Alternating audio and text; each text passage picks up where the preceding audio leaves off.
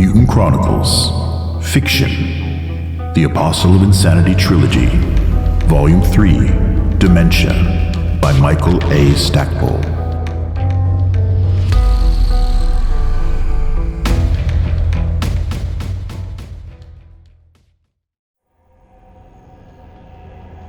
Chapter 30. Somehow, her casual dismissal of me as the exception to her rule allowed me to push past the shock that had knotted my stomach and focus on the situation at hand. We had come together to get Sandra away from the Dark Legion. Had I chosen to dwell on the fact that Scythia, or someone enough like her to be her twin, had crippled me and had killed me, our chance to save Sandra would have completely passed. I filed my knowledge about Scythia away, knowing I would somehow avenge myself when all this was over, and concentrated on rescuing Sandra.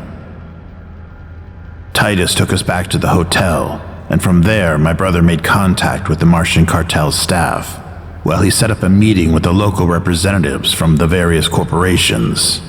I set Ash, now housed in a new Attila body with black hair and brown eyes, to downloading all the data we'd need to get us out to the minor planet known as Themis and back.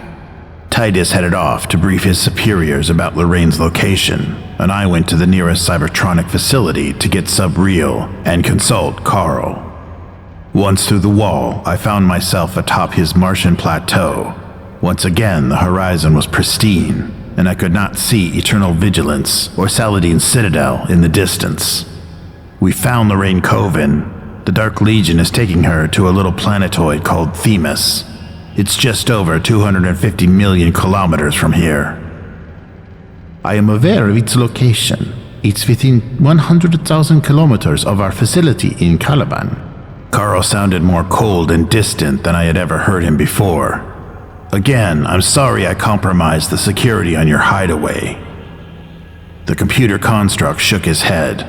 I am not concerned with that. The base would have been discovered relatively soon anyway. Right now, I am selling it to Imperial, so they can lose it to the Dark Legion and save me this shame. The fools are even willing to pay me for that privilege. My head came up. But you were concerned about something. He nodded slowly. You've come here to garner my support for a mission to Themis to rescue Cassandra Rari, correct? Yes. Winchester Rari is claiming you have suborned a capital executive and were influencing him to interfere with internal capital affairs of which you have no part. My brother did help here, but our action had cartel sanction. Your mission covered finding Lorraine Coven and bringing her back to Luna, not extorting a ship from capital. Carl, you know the real story here. You know why we had to work around Win Raleigh. I opened my hands. He's posturing because he's gone nuts. He wants her dead, and she's the victim here. She still needs rescuing. Capital has issued a demand that the woman be left to them to deal with. The matter has been placed in Win Rory's hands. No. My own vehemence surprised me. If it is left up to him, she will die. Carl nodded. I understand that, but Capital is pressing a very successful argument against the cartel's High Council that suggests we have a victory in what has already happened here. Capital won't make trouble if the matter is turned over to them. Your mission here is over. That can't be. My brother is speaking with his people right now about the need to rescue Sandra. Yes, but I doubt his people are listening. Your brother has been reprimanded and is facing disciplinary action when he returns to Luna City. My hands balled into fists. I can't believe this. How could the well-being of a person be ignored? Corporations do not think like people, Rex. Carl started tracing his finger in the air, and white letters hung in the wake of his motion as if his fingers were made of chalk. The fact that we know the Dark Legion has a base on Themis is important. We have a number of ways to destroy it. The Brotherhood believes that watching it may teach us a great deal about the Dark Legion. For this reason, they are reluctant to disturb the base. But if we don't disturb it, Sandra will be their prisoner forever. I frowned. That's hardly a victory to my mind. But your mind is not a corporate mind. A rescue operation has a negative value to a corporation. The little jaunt your team took to Eternal Vigilance cost dearly in personnel and equipment. The fact that the Brotherhood now feels a debt to the corporations involved is a plus. But it is hard to put a value on that debt that we can enter into a balance sheet. Going to Seamus is even worse because even if you succeed in your rescue attempt, the corporations involved cannot even get a propaganda value from your efforts. How could we applaud such a daring mission if, to do so, we have to reveal the true nature and extent of the Dark Legion's threat to humanity? But in not going after Sandra, are we not conceding defeat to the Dark Legion? If we let her go, might we ignore the loss of Pluto and Neptune? When and where will we draw a line if it is not now and on Themis? Carl gave me a superior smile.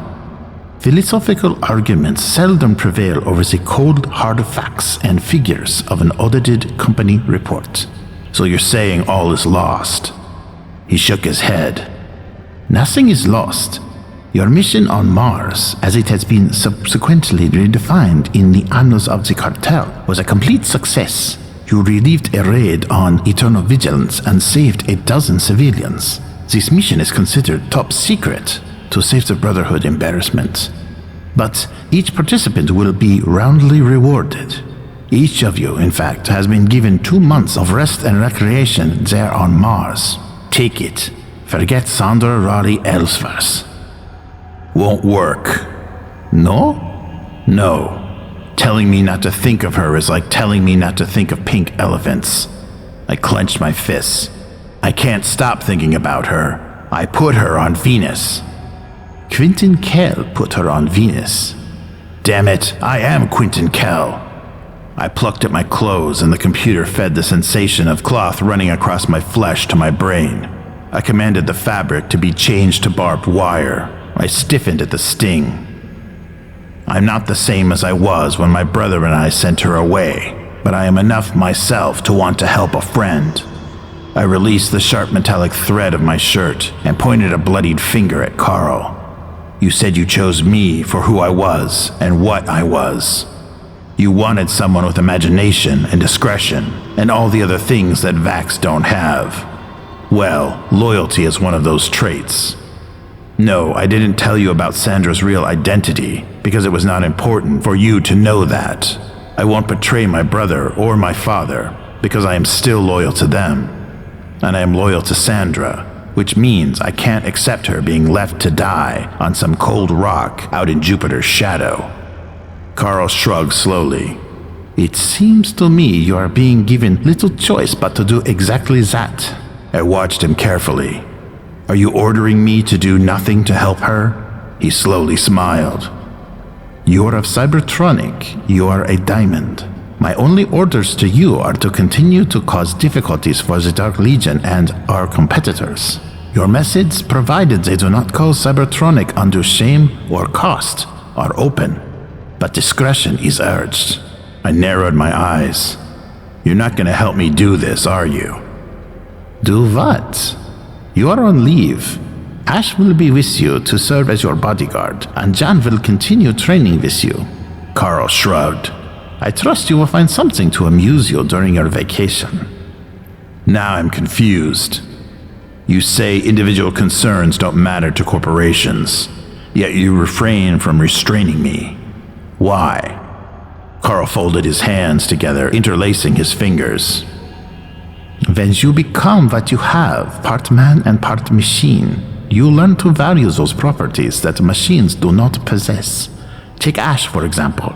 He is loyal and follows orders, but cannot see beyond those orders or improvise new orders. He cannot grow, and with the universe being in a state of progress at all times, that which cannot grow stagnates and dies. Corporations are prone to that same stagnation.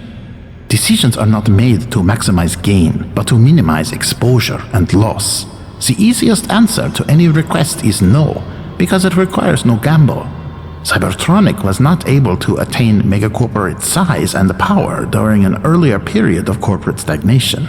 In fact, had our executive raids not forced a shakeup and a renaissance among our competitors, each would have collapsed inward because of paralysis caused by caution. He opened his hands again. Stagnation in the face of the Dark Legion is, as you noted before, surrendering to them. The personnel of Luna's corporations need to be reminded that before they were controllers and actuaries and managers and directors, they were human. If it requires people who are partially or wholly mechanical to do that, then so be it. I smiled and wiped my bloody hand on my pants. I won't fail.